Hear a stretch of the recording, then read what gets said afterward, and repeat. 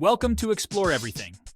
Today, we're diving into some truly strange and fascinating facts about US presidential elections.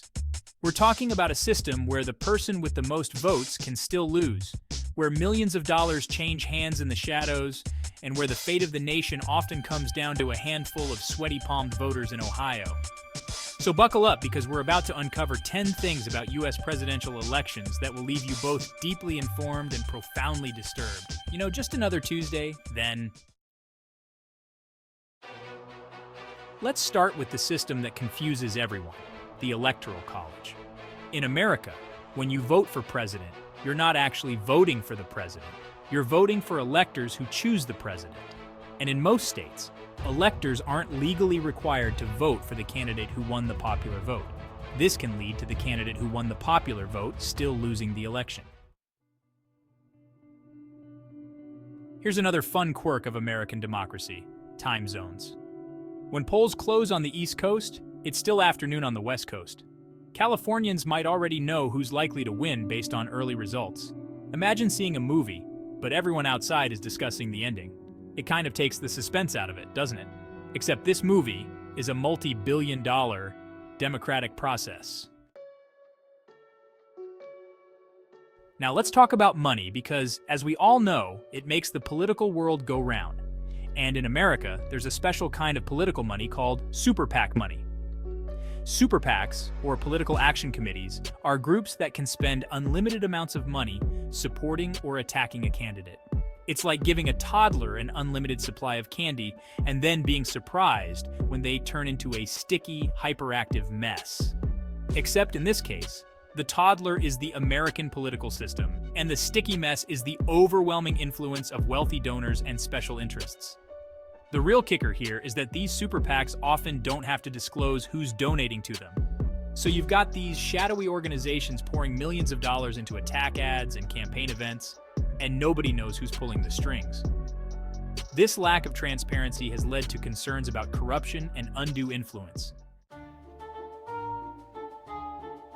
Now, you might think that becoming the leader of the free world would require a certain level of, shall we say, life experience. And you'd be right.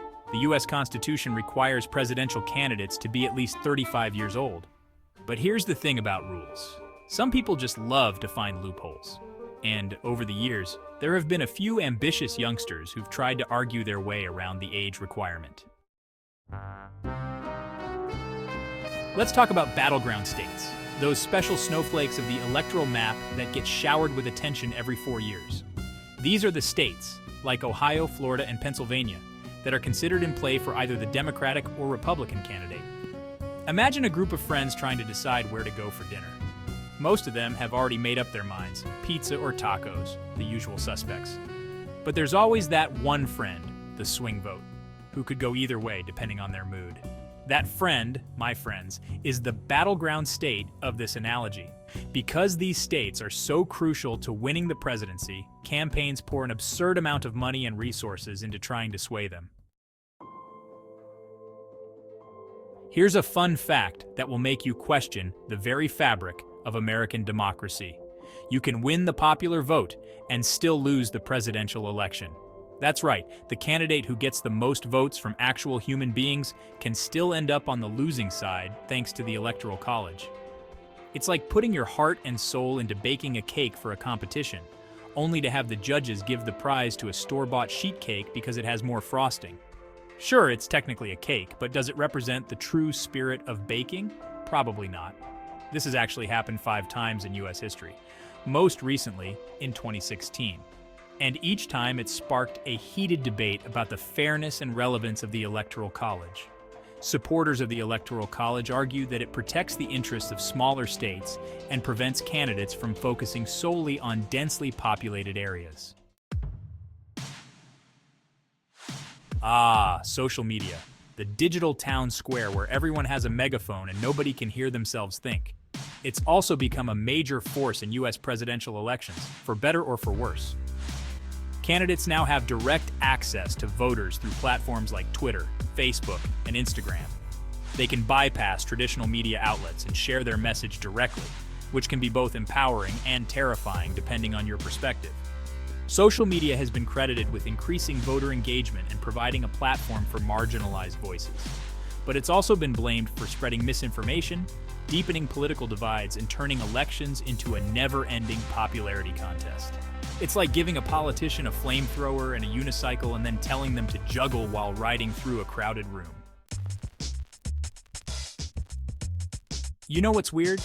The fact that American political parties are represented by animals. Democrats have the donkey, Republicans have the elephant, and nobody really knows how we got here. It's like if the UK decided to represent their political parties with a badger and a teapot. Sure, it's quirky, but it doesn't exactly scream serious political discourse. The donkey, believe it or not, started as an insult. Opponents of Andrew Jackson called him a jackass during the 1828 election. And instead of being offended, Jackson leaned into it. He used the donkey in his campaign posters, and somehow it stuck.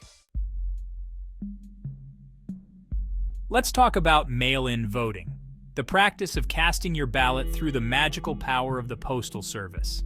It's convenient, it's accessible, and it's become a surprising source of controversy in recent years. Imagine ordering a pizza and having it delivered to your doorstep. Easy, right? Now imagine that some people are convinced that pizza delivery drivers are part of a vast conspiracy to rig the system and deliver you the wrong pizza.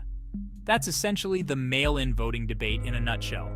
Supporters of mail-in voting argue that it increases voter turnout, makes it easier for people with disabilities or transportation issues to vote, and reduces the strain on polling places. They also point out that there's no evidence of widespread voter fraud associated with mail-in ballots. Opponents, however, express concerns about the security of mail-in ballots, the potential for fraud, and the possibility of ballots being lost or delayed in the mail. And we're back to those fickle friends of ours, the swing states. We've already established that these states are important, but let's really drive home just how much power they wield. Imagine a game of tug-of-war, but instead of two teams pulling on a rope, it's the entire country vying for the attention of a handful of undecided voters in Ohio. These swing states, with their ever-shifting political allegiances, have the power to tip the scales of an election. They're the wild cards, the X factors, the unpredictable elements that keep everyone guessing until the very last minute. And there you have it, 10 mind-bending facts about US presidential elections. From the hidden power of swing states to the mysteries of the Electoral College, the process is full of surprises. We've explored the strange world of super PACs, the enduring power of animal mascots, and the ongoing debate over mail-in voting. We've delved into the complexities of the Electoral College, the influence of social media, and the age-old question of whether wisdom comes with wrinkles. Don't forget to like, subscribe, and stay curious with Explore Everything. Thanks for watching.